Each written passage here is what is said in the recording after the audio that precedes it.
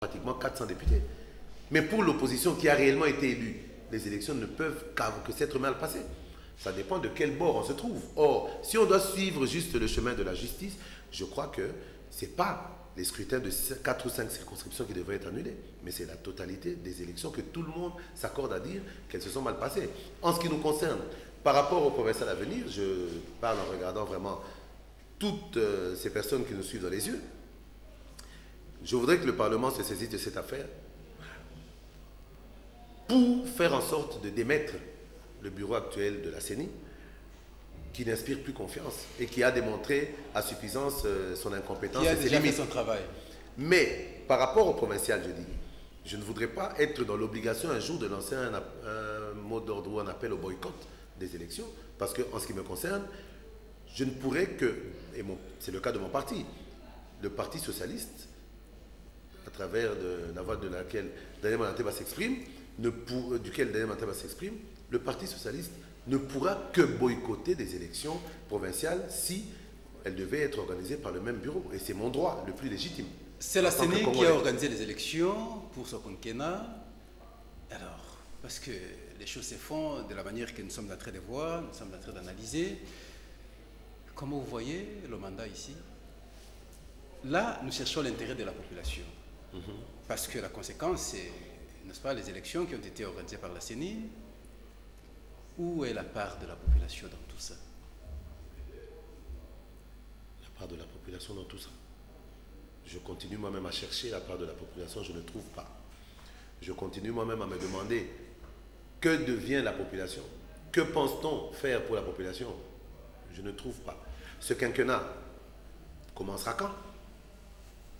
C'est la question.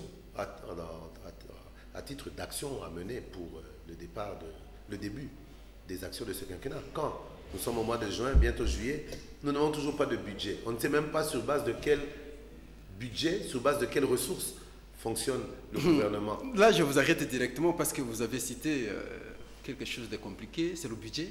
Oui. Le budget, c'est la matière en débat aujourd'hui au Parlement, Sénat comme Assemblée nationale. Budget 2012, curieusement. Nous sommes en juin 2012. Pratiquement vers la fin de l'année, on parle du budget 2012, Daniel Mananteba. Est-ce que vous êtes sérieux, vous les Congolais? Nous autres, est-ce que nous sommes Congolais? Mais non, Pascal. Nous sommes sérieux. Il faut savoir poser vos questions. Est-ce qu'ils sont sérieux, ces gens qui gèrent le pays? J'aimerais parler de tous les Congolais parce que nous sommes tous concernés. Mais est-ce que la question du budget concerne tous les Congolais? Non, la question du budget concerne les personnes qui étaient censées le présenter, le défendre, le voter et le mettre en application. Il n'y aurait pas que pas longtemps ici, vous impliquiez la population qui devait prendre conscience au cas où les choses ne marchaient pas bien. Dès lors que nous ne parvenons pas à dénoncer, c'est que nous tous nous sommes impliqués. Et comme ça, je parle des Congolais. Est-ce que nous sommes conscients, nous sommes sérieux? Nous comprenons ce qui se passe vraiment pour notre pays. Non, apparemment, les gens ne comprennent pas très bien ce qui se passe. Et ce qui est triste, c'est même pas la population qui ne comprend pas très bien. Ce sont les dirigeants qui ne comprennent absolument rien. 2012. Logiquement, lorsqu'il y a un retard dans la présentation d'un budget, la loi a, excusez-moi, permis cela, elle a prévu ça. Il y a un budget provisoire de 12% du budget passé qui est mis en jeu pour ne pas que l'État s'arrête.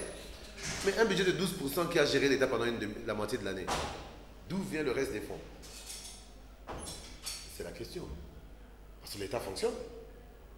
Mais l'État fonctionne vaille que vaille. On improvise.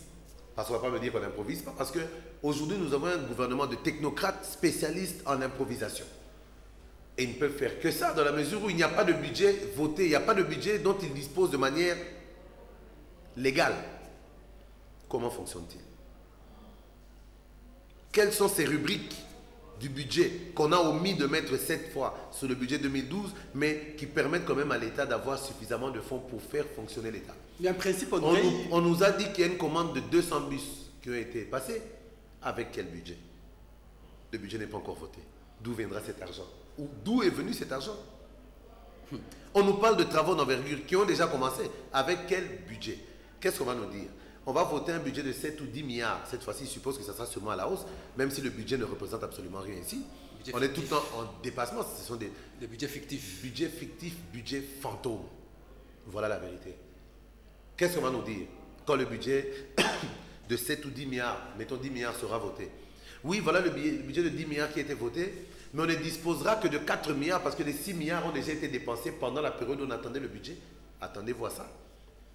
Avec ces dirigeants insensibles, inconscients de leurs responsabilités, inconscients de leurs responsabilités devant le peuple et devant l'histoire. Le peuple qui les a fait mandat. Soi-disant. Devant l'histoire, Moubarak paye aujourd'hui. Mais pourquoi? Il est responsable de ses actes devant son peuple et devant l'histoire. Parce qu'en principe, on parlerait de budget 2013, parce que demain c'est 2013. Nous ne comprenons pas comment nous fonctionnons, la RDC.